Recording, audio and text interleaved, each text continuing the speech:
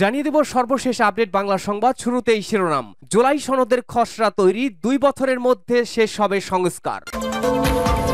এদিকে গণ অভ্যুত্থান না হলে নির্বাচনের স্বপ্নই দেখতে পারতেন না, পথসভায় ক্ষোভ ঝাড়লেন জাতীয় নাগরিক পার্টির আহ্বায়ক নাহিদ ইসলাম। জানিয়ে দেব হাসিনাকে কেন পুশিন করছেন না ভারতের উদ্দেশ্যে প্রশ্ন রিজভী আহমেদের। এরপরেই জানাবো ত্রয়োদশ জাতীয় সংসদ নির্বাচন, সেনাবাহিনী ও পুলিশের মধ্যে সমন্বয় বৃদ্ধির তাগিদ, মাঠে থাকবে 60,000 সেনা সদস্য। এবং সর্বশেষ জানাবো আওয়ামী লীগকে ফেরানোর চক্রান্ত হলে দেশবাসী প্রতিহত করবে বলল জাগপা। শুনছিলেন গুরুত্বপূর্ণ আপডেট বাংলা সংবাদগুলোর শিরোনাম। এবারে জানাবো বিস্তারিত। আজকের সংবাদ সম্পর্কে আপনার মূল্যবান মতামত লিখে জানান। জানিয়ে দিন কোন স্থান থেকে এই সংবাদ শুনছেন অথবা দেখছেন। জুলাই সনদের খসড়া 2 বছরের মধ্যে শেষ হবে সংস্কার। জাতীয় ঐক্যমত্য কমিশন জুলাই সনদের খসড়ার একটি অংশ আমাদের হাতে এসে পৌঁছেছে। এটি আজ রাজনৈতিক দলগুলোর কাছে পাঠানো হয়েছে। আগামী 30 জুলাই 2025 তারিখ রোজ বুধবার দুপুর 12টার মধ্যে খসড়ার এই অংশের বিষয়ে তাদের মতামত প্রদানের জন্য জাতীয় ঐক্যমত্য কমিশনের পক্ষ থেকে অনুরোধ জানানো হয়েছে। কমিশন ও রাজনৈতিক দলগুলোর সূত্রে এটা জানা গেছে।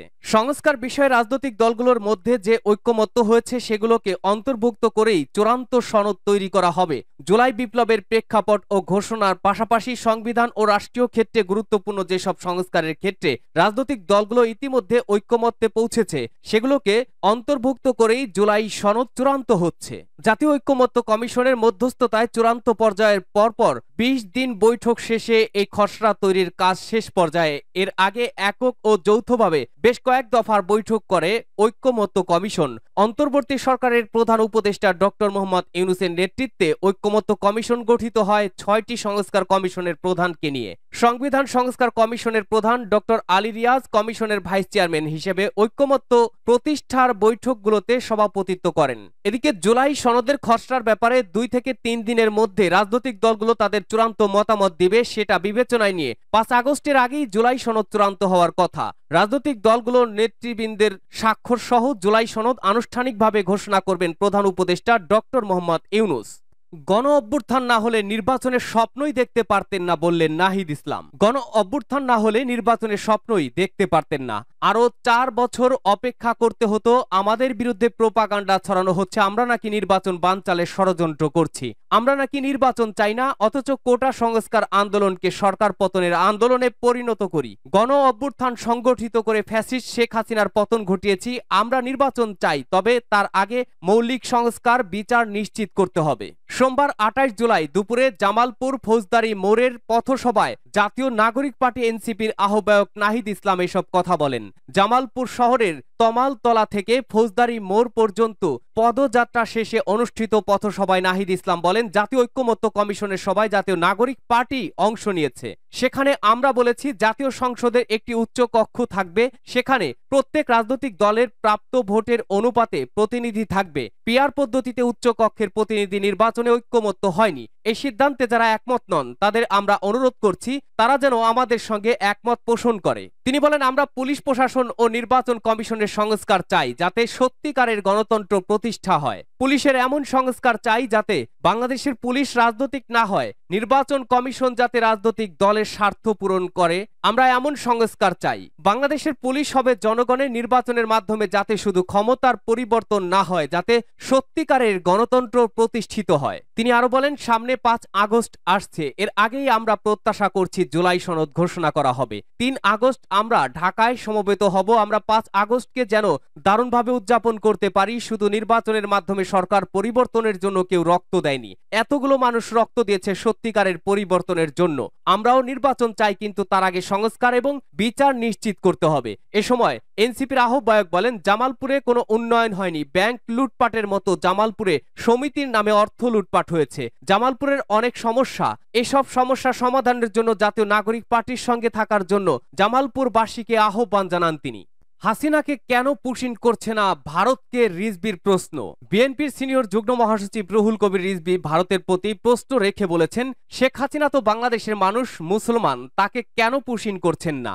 যেই সব দুর্বৃত্ত পালিয়ে গেছে ভারতে তাদের তো পুশিন করছেন না। সোমবার 28 জুলাই দুপুরে নয়াপল্টনে স্বেচ্ছাসেবক দলের সাবেক সভাপতি মরহুম শফিউল বারী বাবুর পঞ্চম মৃত্যুবার্ষিকী উপলক্ষে মিলাদ মাহফিলে একথা বলেন তিনি। রিজভী বলেন, পশ্চিম বাংলা, ত্রিপুরা প্রচুর বাঙালি বাস করে এবং মুসলিম ধর্মের অনুসারী প্রচুর বাঙালি আছে। আমাদের জাতীয়তা পরিচয়, আমরা বাংলাদেশী, আমাদের ভাষা বাংলা, কালচার বাংলা। বাঙালি কালচার, কিন্তু পশ্চিম বাংলা অর্থাৎ ইন্ডিয়াতে বসবাস করা বাঙালি মুসলমান তো অনেক আছে, তাদের জোর করে পুশিন করা হচ্ছে।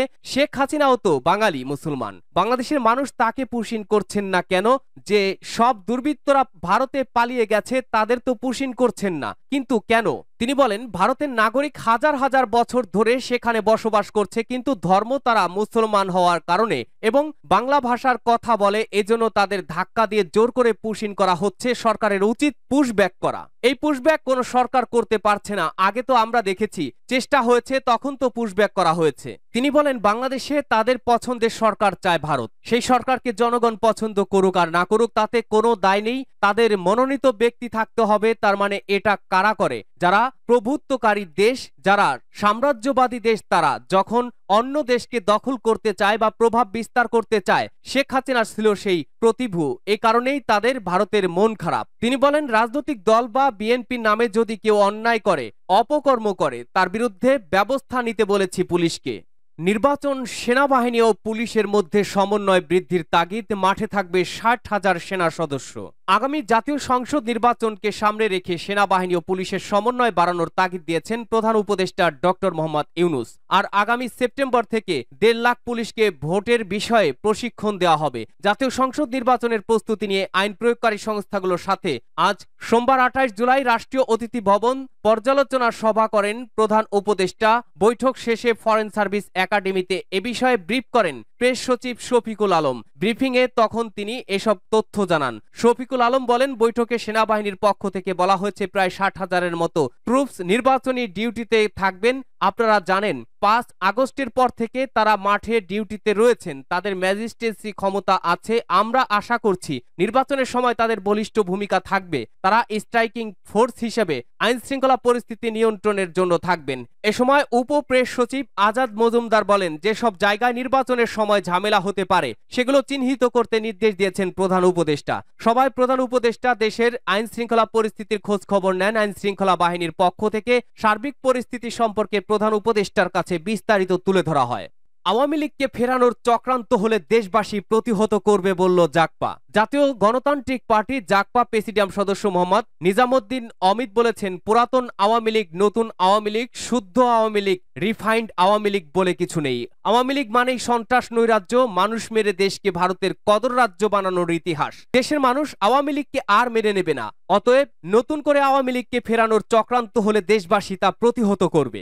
ভারতীয় আগ্রাসনের বিরুদ্ধে গণহত্যাকারী ফ্যাসিস্ট হাসিনা ও তার দোসরদের বিচার দাবিতে দেশব্যাপী গণসংযোগ এবং লিফলেট বিতরণের 28তম দিন এসব কথা বলেন দলটির নেতারা। জাগপা নেতৃবৃন্দ বলেন, 5ই আগস্টের পরে অনুশোচনাহীন আওয়ামী লীগ ভারতের ইন্ধনে একের পর এক অরাজকতা সৃষ্টি করে চলেছে। দেশে গোপালগঞ্জ সহ সারা দেশে তার সন্ত্রাসী কার্যক্রম পরিচালনার জন্য সংঘবদ্ধ হওয়ার চেষ্টা করছে। অন্তর্বর্তী সরকারকে সুশীলতা ত্যাগ করে সন্ত্রাসী সংগঠন আওয়ামী লীগের ব্যাপারে কঠোর ভূমিকা পালন করতে হবে। দল হিসেবে আওয়ামী লীগের বিচার নিশ্চিত করতে হবে। নতুন রূপে পুরনো আওয়ামী লীগ দেশবাসী কখনোই মেনে নেবে না।